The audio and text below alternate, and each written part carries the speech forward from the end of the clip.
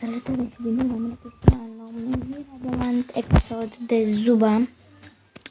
După cum vedeți, aici avem multe chestii, un opening și poate mai facem și câteva puncte pe bac. Ok, întâi să începem cu chestiuța asta. Acestea două. Bun. Și bun.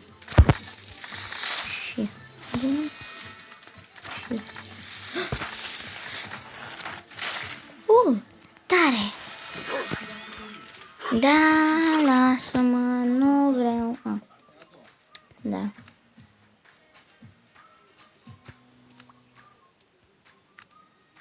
Bun, gata.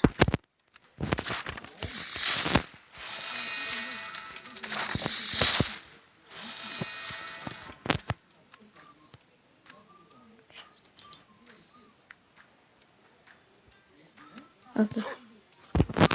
De fapt, nu.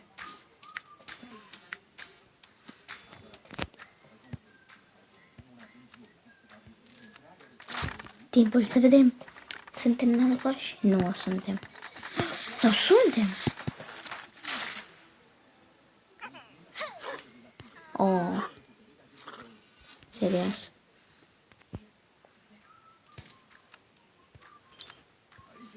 Și gata. Super. Acum să facem și noi măcar.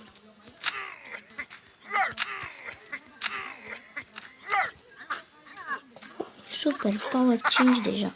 Puternic. Cam atât a fost cu acest episod. Ne vedem data viitoare cu multă pace și iubire. Pa, pa!